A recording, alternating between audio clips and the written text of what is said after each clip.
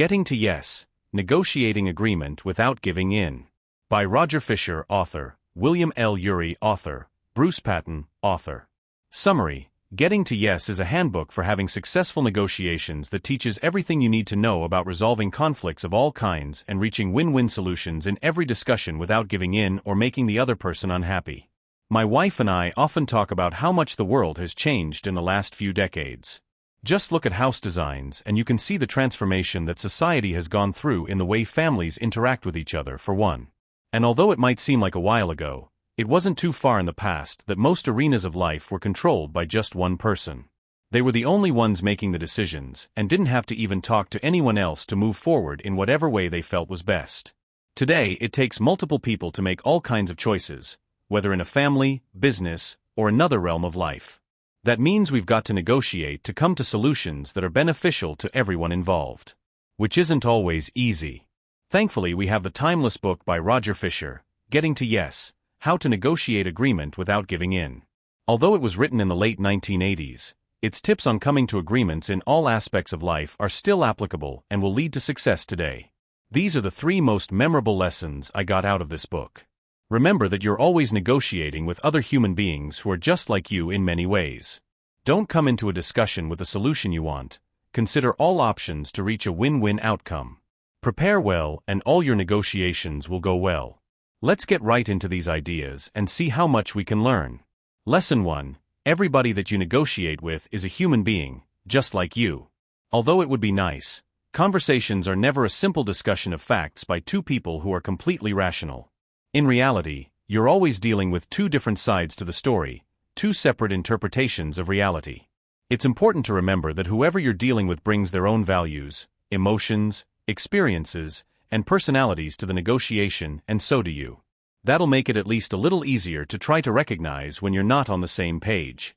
Also, keep in mind that everybody responds differently to the same circumstances. Some may get aggressive after a lengthy and intense discussion, while others end up defensive. Unfortunately, these emotions can make for a completely unproductive conversation once they arise. You might be tempted to use rational arguments to calm the situation, but that won't work when emotions are at play. Every negotiation will always have these 2 aspects, the factual and the emotional, to it.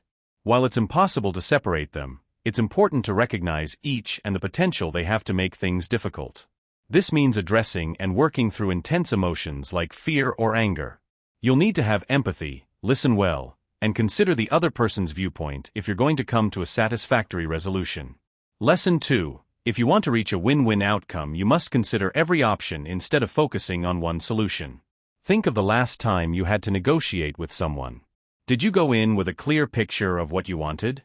Were you committed to making it happen no matter what? Chances are, if that was the case, then things didn't turn out how you expected. Fixating on solutions first doesn't work because it only looks at one side of the problem. If you're having a conversation with me and fail to consider what would be in my best interests, you'll have a really tough time convincing me of anything. Instead, you need to open your mind to talking through all sorts of potential solutions. You also must make sure that both people are happy with one of them before agreeing to it. If someone told you that you had to decide who the Nobel Prize winner would be, you wouldn't just go pick a person immediately. You'd make a list of people who might deserve it and choose from that list. Negotiations should be the same way. Think of all negotiations as having 2 parts. Identify and talk through all potential solutions, considering even extreme options. If necessary, consult experts, draw it out, or brainstorm with each other.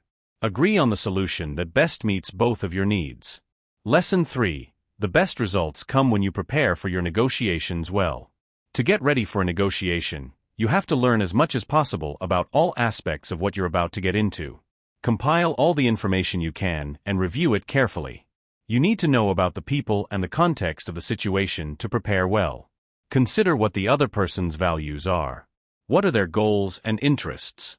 Are the interests of their bosses or spouses important? Are there other factors that may affect what they want? By preparing as much as possible, you'll understand enough to get your point across well.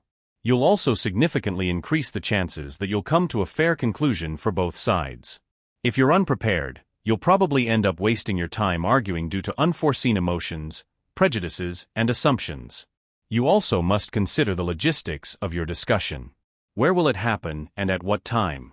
Is it better to be done face-to-face, on the phone, or by email? If you establish a deadline, will that help or make things worse? It might take time to consider all the details, but doing so will prepare you to make the negotiation a positive experience for both sides. And by doing that, you'll be far more likely to end up with a resolution that everybody is happy with.